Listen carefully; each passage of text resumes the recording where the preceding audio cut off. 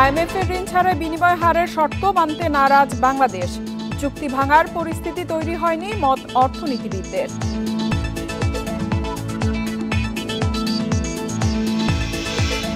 আর্থিক প্রতিবেদন চূড়ান্ত করতে পারেনি শেয়ার বাজারের 21টি ব্যাংক, সময় বাড়ানোর আবেদন করেছে বাংলাদেশ ব্যাংক।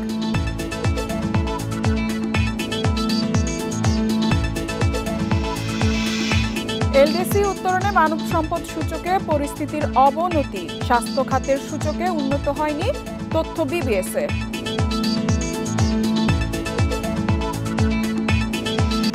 সবাইকে আমন্ত্রণ অর্থনীতি সারাদিনে, আপনাদের সাথে আছি ইফাতারা। শুনছিলেন শিরোনাম, এবারে জানাবো বিস্তারিত। আইএমএফ এর ঋণের কিস্তি পেতে কঠোর শর্ত মানতে নারাজ বাংলাদেশ ব্যাংক, তাই সংস্থাটির সঙ্গে সোমবারের অনলাইন সভা শেষ হয়েছে কোনো সিদ্ধান্ত ছাড়াই। তবে অর্থনীতিবিদরা মনে করেন ঋণ চুক্তি ভেঙে যাওয়ার মতো পরিস্থিতি তৈরি হয়নি। তাদের মতে বৈদেশিক মুদ্রা বিনিময় হার বাজার ভিত্তিক করতে বাংলাদেশ ব্যাংকের কিছুটা সময় চাওয়া যৌক্তিক। $470 কোটি ঋণ কর্মসূচির চতুর্থ ও পঞ্চম কিস্তি ছাড়ের আগে শর্তের অগ্রগতি জানতে এপ্রিল মাসে ঢাকা সফর করে আইএমএফের প্রতিনিধিরা। যদিও কোনো সমঝোতা ছাড়াই ঢাকা ছাড়ে তারা। গত মাসের শেষ দিকে আইএমএফের বসন্তকালীন অধিবেশনের ফাঁকে সাইডলাইন বৈঠকেও ঐকমত্যে পৌঁছাতে পারেনি দুই পক্ষ। সোমবার আইএমএফের সঙ্গে অনলাইন সভায় বাংলাদেশ ব্যাংকের গভর্নর, অর্থ সচিব সহ 5 সদস্য অংশ নেন। তারপরও ঋণের অর্থ পেতে চূড়ান্ত সিদ্ধান্তে পৌঁছানো যায়নি। বাংলাদেশের অর্থনীতি এই মুহূর্তে বৈদেশিক ঋণ নির্ভর নয়। সবচেয়ে সহজলভ্য, সহজ শর্তে, সহজ সুদে, স্বল্প সুদে দীর্ঘমেয়াদী ঋণ কারা দেবে, এই সবগুলো যাচাই করে সবচেয়ে লাভজনক যেটা মনে হবে দেশ রাষ্ট্রের জন্য, সেই ঋণই বাংলাদেশ গ্রহণ করবে। অর্থনীতিবিদরা বলছেন রাজস্ব আদায় বাড়ানো, খেলাপি ঋণ কমানো সহ বিভিন্ন প্রাতিষ্ঠানিক সংস্কারের চাহিদা পূরণ অর্থনীতির জন্য জরুরি। ভবিষ্যতে যা অন্যান্য ঋণদাতা সংস্থার সিদ্ধান্তেও প্রভাব রাখবে। মাল্টিল্যাটারালগুলি আছে তারাও কিন্তু আইএমএফকে ফলো করে, তার ক্রস কন্ডিশন এগুলোকে ফলো করে তারা। সুতরাং সেদিক থেকে আইএমএফের এইটা টাকার অঙ্কে বড় না হলেও বা আমার রিজার্ভের সাপেক্ষে বড় না দেখালেও এটার কিন্তু অন্যান্য গুণক প্রভাব অর্থনীতিতে এবং প্রাপ্যতার ক্ষেত্রে, ঋণ প্রাপ্যতার ক্ষেত্রে থাকবে। ঋণের 3 কিস্তিতে আরও $239 কোটি দেয়ার কথা আইএমএফের। ঋণের অর্থ পেতে বাজারভিত্তিক মুদ্রা বিনিময়ের প্রশ্নে এতটা কঠোর অবস্থান যৌক্তিক নয় বলে মত বিশ্লেষকদের। এখনও কিন্তু খুবই যে করিডোরটা আছে সেটাও তো খুবই কম, $1। সুতরাং সেদিক থেকে আমার মনে হয় যে আইএমএফ ঠিক এইটা নিয়ে, এবং এটা আর কয়েক মাস দেখার বিষয়, এইটা নিয়ে একটা গোঁ ধরা, সেটা আমার কাছে খুব যুক্তিসঙ্গত বলে মনে হয় না। বৈদেশিক মুদ্রা বিনিময় হার বাজারভিত্তিক করার ঝুঁকি মোকাবিলায় বাংলাদেশ ব্যাংকের বিশেষ তহবিল গঠনের পক্ষে অর্থনীতিবিদরা। Hari Saha, independent news, Dhaka. IMF এর ঋণের কিস্তি ছাড়ের বিষয়ে আরো বিস্তারিত আলোচনা করতে আমাদের সঙ্গে যুক্ত হয়েছেন অর্থনীতিবিদ মাহফুজ কবির। মাহফুজ কবির, আপনাকে স্বাগত জানাচ্ছি অর্থনীতি সারাদিনে। শুরুতেই আপনার কাছে জানতে চাইব, আইএমএফ এর সাথে যে বাংলাদেশের এখন দর কষাকষি চলছে, বিশেষ করে ডলারের বিনিময় হার বাজারের উপর ছেড়ে দেওয়ার বিষয়টি, আসলে এই বিষয়টি নিয়ে বাংলাদেশের ব্যাংকের যে অবস্থান, কেন বাংলাদেশ ব্যাংক বাজারের উপর এখনই ছাড়তে চাচ্ছে না, ছেড়ে দিলে কি হবে, এবং আইএমএফ এর যে চাওয়া সেটা আসলে কতটা যৌক্তিক বলে আপনি মনে করেন? আসলে আইএমএফ সারা পৃথিবী জুড়ে যে সমস্ত দেশে এই ঋণ কার্যক্রম পরিচালনা করে, তাদের এখানে আসলে সবকিছুই বাজার ভিত্তিক হোক, কোনো ধরনের যেন ইন্টারভেনশন না থাকে, এবং সব রকমের ভর্তুকি এবং যত রকমের ডিস্টরশন আছে তো সেগুলোকে প্রত্যাহার করতে বলে। তো সেই কারণে কিন্তু আমরা দেখতে পাচ্ছি যে নানান রকমের আসলে সংস্কারের কাজগুলো চলছে, এবং এর মধ্যেও যে আসলে কর ছাড়ের যে বিষয়টা রয়েছে তো সেগুলো নিয়ে কথাবার্তা হয়েছে। তো আমি মনে করি যে এটা সার্বিক কার্যক্রমের অংশ, এবং আইএমএফ তো সবসময়ই খুব কঠিন শর্ত দেয়। মানে যতগুলো আসলে এই বৈদেশিক সাহায্যকারী সংস্থা রয়েছে তাদের মধ্যে আইএমএফ এর শর্তগুলো সবচেয়ে কঠিন, এবং সেগুলো আসলে পৃথিবীর অনেক উন্নয়নশীল দেশ বা যারা স্বল্পোন্নত দেশ আছে সেগুলো পালন করতে পারে না। এখন যেটি দাঁড়িয়েছে সেটি হলো যে আইএমএফ এর যে শর্ত, এই যে পুরো মুদ্রা বিনিময় হারকে বাজারের উপর ছেড়ে দেওয়া, সেটি এই মুহূর্তে আসলে বাংলাদেশের পক্ষে সম্ভব নয়। বাংলাদেশের রিজার্ভ, নেট রিজার্ভ যদি আরো $10 বিলিয়ন বাড়ে, তাহলে সেই ক্ষেত্রে তখন হয়তো বাংলাদেশ চিন্তা করবে।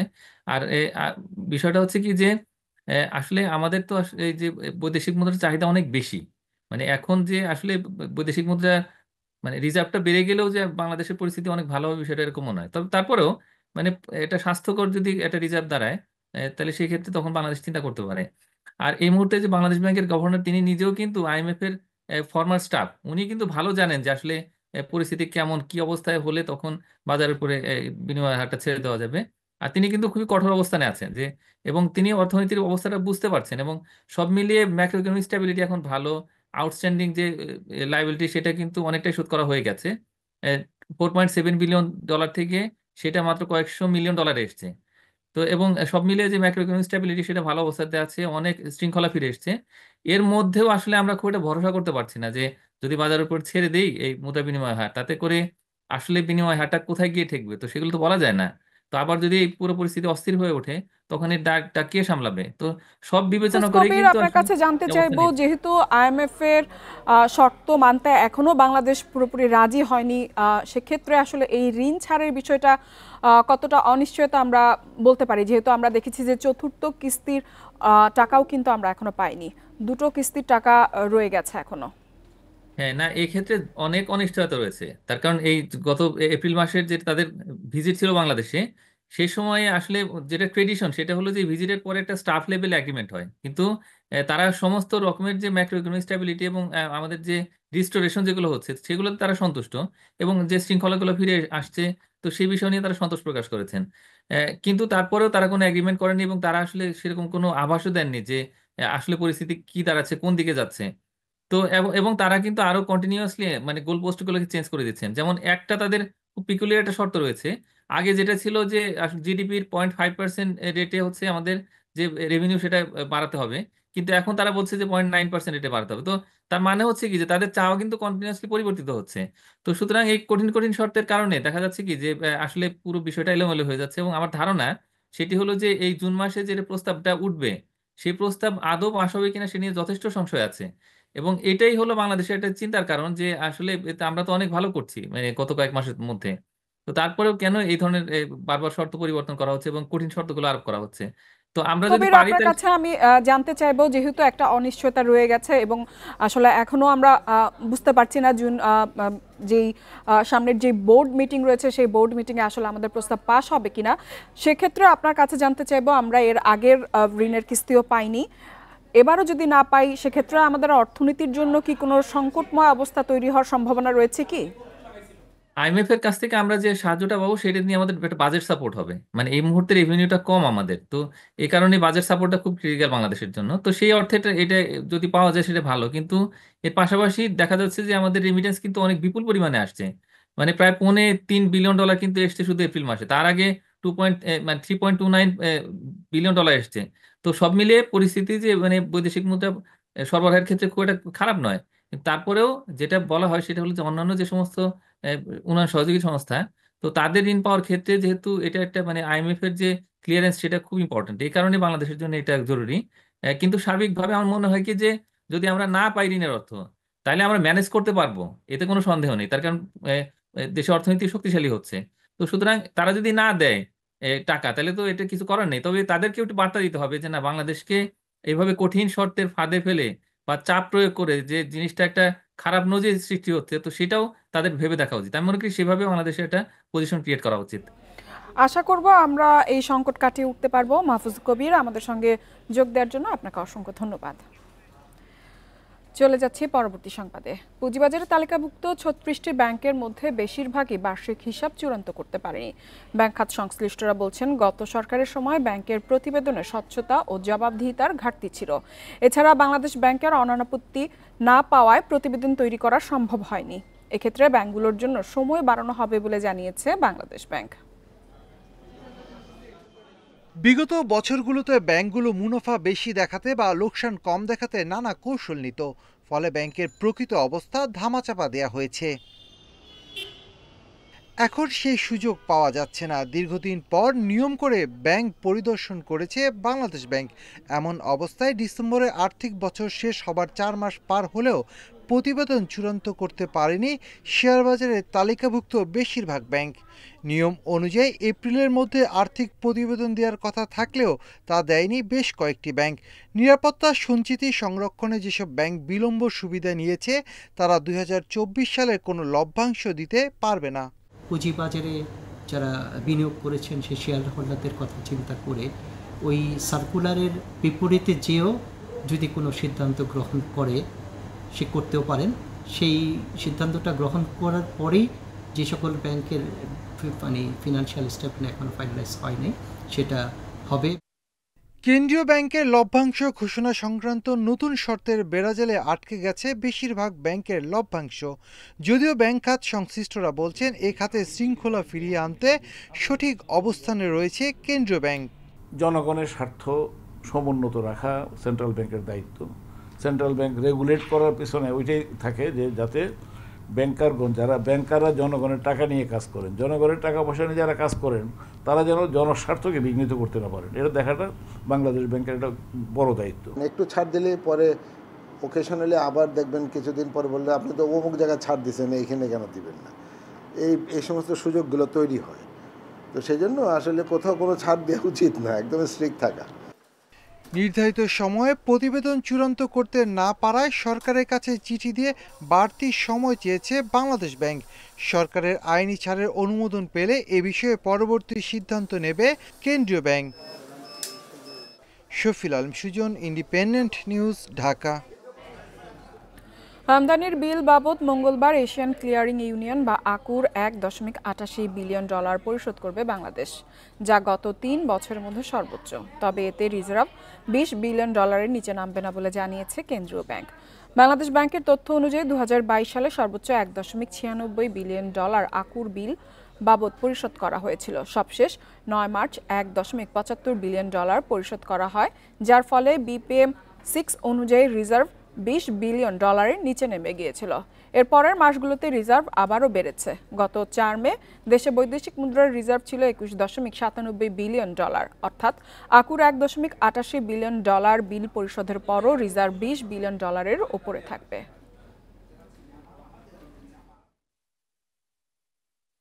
বেঞ্চমার্ক আমরা তৈরি করে ফেলেছি যে নেট BPM 6 অনুযায়ী 20 বিলিয়ন আর অনুযায়ী আমাদের বাংলাদেশ ব্যাংক হিসাব অনুযায়ী 25 বিলিয়ন। আমরা অ্যাসিওর করছি যে পরিশোধ করার পরেও 20 বিলিয়নের নিচে নামবে না BPM 6 অনুযায়ী, এবং আমাদের যে বাংলাদেশ ব্যাংক হিসাব অনুযায়ী এটা 25 বিলিয়নের নিচে নামবে না। এলডিসি উত্তরণে মানব সম্পদ সূচকে পরিস্থিতির অবনতি হয়েছে। এছাড়া নেতিবাচক অবস্থায় রয়েছে স্বাস্থ্য খাতের সূচকও। সম্প্রতি বাংলাদেশ পরিসংখ্যান ব্যুরো BBS এর হালনাগাদ প্রতিবেদনে এসব তথ্য উঠে আসে। স্বল্প উন্নত দেশের তালিকা থেকে উত্তরণ 3টি সূচক দিয়ে মূল্যায়ন করা হয়। সূচকগুলো হলো মাথাপিছু আয়, মানব সম্পদ ও অর্থনৈতিক ও পরিবেশগত ভঙ্গুরতা সূচক। মাথাপিছু আয় সূচকে বাংলাদেশ এগিয়ে থাকলেও মানব উন্নয়ন সূচকে গত বছরের তুলনায় 4 পয়েন্ট কমেছে। 2024 সালে বাংলাদেশ পেয়েছিল 77.5 পয়েন্ট, যা এখন 77.1 পয়েন্ট। গত 1 বছরে শিশু ও মাতৃমৃত্যু, সাক্ষরতা, লিঙ্গ সমতা সহ স্বাস্থ্য ও সামাজিক উন্নয়ন সূচকে কোনো উন্নতি হয়নি। এদিকে স্বাস্থ্য খাতের সূচক 2024 সালে ছিল 77 পয়েন্টে, এবছর যা কমে 75.8 পয়েন্ট হয়েছে।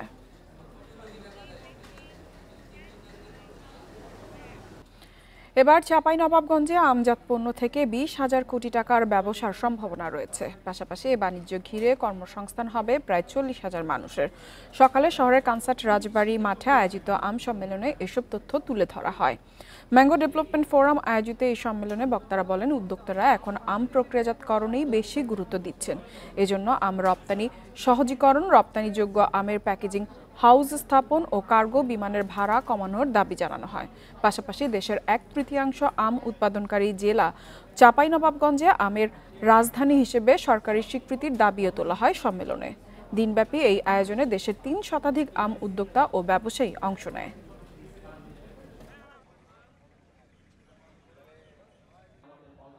আমকে ঢাকায় পাঠাতে হয়, সেখান থেকে প্যাকেজিং সহ সব কিছু করা হয়। আমরা সরকারের কাছে দাবি জানাবো যে আমরা যেন এখানে এই যে প্যাকেজিংয়ের যে ব্যবস্থা ঢাকায় আছে তারই আরেকটি শাখা এই বাংলাদেশের 60% আম উৎপাদনের জন্য যে জেলাটি সেটি চাঁপাইনবাবগঞ্জ, এই চাঁপাইনবাবগঞ্জ যেন দ্রুতভাবে করা হয়। 150 বছরেও নির্মাণ হয়নি চাঁদপুরের পুরান বাজারে শ্রমিকদের জন্য পণ্য ওঠানামার আধুনিক ঘাট। পণ্য ওঠানামা করতে গিয়েই মাঝে মধ্যে ঘটছে দুর্ঘটনা। 5 বছরে মারা গেছে 3 শ্রমিক, আহত শতাধিক। ঘাটে শ্রমিকদের সুবিধা ও অবকাঠামো উন্নয়নে চেম্বার অব কমার্স আবেদন করলে দাবি পূরণের আশ্বাস বিআইডব্লিউটি-এর। পদ্মা মেঘনা ডাকাতিয়ার মিলনস্থল চাঁদপুরের ব্যবসায়িক প্রাণকেন্দ্র পুরান বাজার। বিভিন্ন পণ্যবাহী কার্গো ও ট্রলার থেকে মালামাল মাথায় নিয়ে নামতে হয় শ্রমিকদের। ব্যবসায়ীরা বলছেন প্রায় 150 বছরেও শ্রমিকদের জন্য ঘাটের অবকাঠামো উন্নয়ন হয়নি। নেই পণ্য উঠানামার ঘাট, পয়ঃনিষ্কাশন ব্যবস্থা, পণ্য চুরি রোধের ব্যবস্থা। বস্তা নিয়ে কাঠের টুকরো পার হয়ে গুদাম ঘরে যেতে প্রায় ঘটে ছোট বড় দুর্ঘটনা। এই সিঁড়ির থেকে পয়রা আমি নিচে পয়রা মনে করেন তারা ধরে রয়েছে, তো নগরের মানুষের ধরে মনে করে উঠাইছে। আমাদেরকে ঘাট কেউ করে দেয় না, না দেয় মালিক সমিতি, না দেয় আপনার চেম্বার অব কমার্স, না দেয় আইডব্লিউটি। শ্রমিকদের কথা চিন্তা করে পণ্য উঠানামার জন্য আধুনিক টার্মিনাল নির্মাণের দাবি ব্যবসায়ীদের। পণ্য এখানে লোড হয়, আনলোড হয় এর বড় রাস্তার মাথায়, তখন শ্রমিকদের জন্য কাজটা খুব সহজ হয়। কারণ সরাসরি এখানে একটা জেটি স্থাপন হলে টার্মিনালের মতো, তখন এখানে ওই শ্রমিকরা সরাসরি পণ্য এখানে রাখতে পারে। ব্যবসায়ীরা ঘাটের অবকাঠামো উন্নয়নের আবেদন করলে ব্যবস্থা নেওয়ার আশ্বাস দিয়েছে বিআইডব্লিউটি-এ। পন্টন দ্বারা ব্যবহার না করে হয়তো পার্শ্ববর্তী কোনো জায়গা দিয়ে ব্যবহার মালামাল ওঠানামা করে, তারপরেও তারা যদি এখন ব্যবসায়ী প্রতিষ্ঠানের পক্ষ থেকে চেম্বার অব কমার্স যদি চায় যে তাদের সুবিধা অবকাঠামো দেওয়ার জন্য, তারা আমাদের কাছে আবেদন করলে আমরা ব্যবস্থা দেখব। বস্তা নিয়ে ওঠার সময় 2019 সালে খোকন ও জাকির এবং 2023 সালে শ্রমিক কলন্তর মিয়ার দুর্ঘটনায় মারা যান। বিভিন্ন সময় দুর্ঘটনায় আহত হয়েছেন অর্ধশত শ্রমিক। Independent news. সোমবার বিশ্ববাজারে জ্বালানি তেলের দাম 4 বছরের মধ্যে সর্বনিম্ন পর্যায়ে নেমে যায়। তবে মঙ্গলবার বাজার কিছুটা ঘুরে দাঁড়িয়েছে। ওপেক ও সহযোগী দেশগুলোর তেল উৎপাদন বৃদ্ধির সিদ্ধান্তে সরবরাহ বাড়তে পারে এমন সম্ভাবনায় তেলের দাম দরপতন হয়। সেই সঙ্গে যুক্তরাষ্ট্রের শুল্ক নীতি নিয়েও অনিশ্চয়তা রয়েছে। মঙ্গলবার ব্রেন্ট ক্রুড ফিউচার্সের দাম ব্যারেল প্রতি $1.36 বেড়ে $61.59 ওঠে। সেই সঙ্গে ওয়েস্ট টেক্সাস ইন্টারমিডিয়েট ক্রুডের দামও ব্যারেল প্রতি $1.30 বেড়ে $58.42 বিক্রি হয়। সোমবার দু ধরনের জ্বালানির দামই 2021 সালের ফেব্রুয়ারির পর সর্বনিম্ন পর্যায়ে নেমে আসে। চলতি বছর জ্বালানি তেলের দাম 20% কমেছে। এর আগে শনিবার ওপেক ও সহযোগী দেশগুলো টানা দ্বিতীয় মাসের মতন তেল উৎপাদন বৃদ্ধির সিদ্ধান্ত নেয়।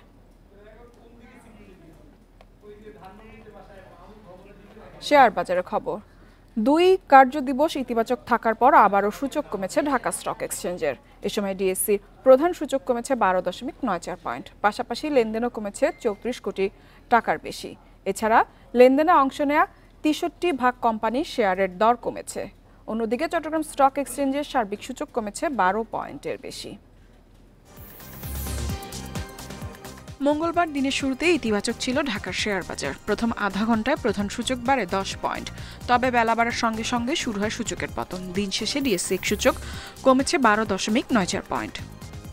সূচকের সাথে ডিএসসিতে কমেছে লেনদেনও। আজ মোট লেনদেন হয় 549 কোটি 74 লাখ টাকা। আগের দিনের চেয়ে লেনদেন কমেছে 34 কোটি 28 লাখ টাকা। হাত বদলে অংশ নেওয়া 397টি কোম্পানি ও মিউচুয়াল ফান্ডের মধ্যে দর বেড়েছে 116টি প্রতিষ্ঠানের শেয়ারের, কমেছে 253টির, অপরিবর্তিত আছে 28টি প্রতিষ্ঠানের শেয়ারের দর।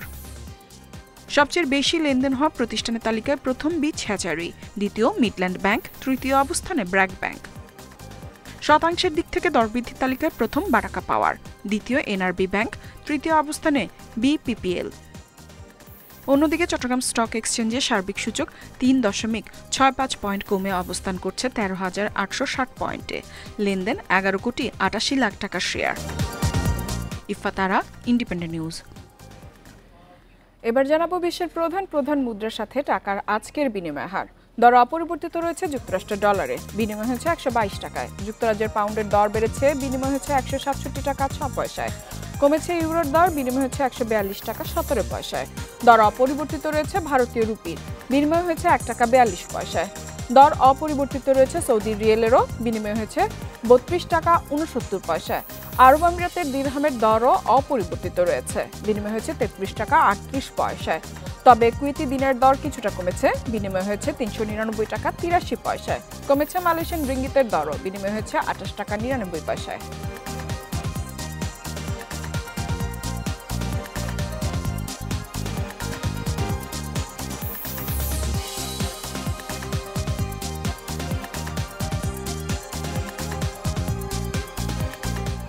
আর এই ছিল অর্থনীতি সারাদিনের আজকের আয়োজনে। ইন্ডিপেন্ডেন্ট টেলিভিশনের সব খবর আরও জানতে চোখ রাখুন ফেসবুক, ইউটিউব এবং এক্সে। আমন্ত্রণ আমাদের পরবর্তী সংবাদে।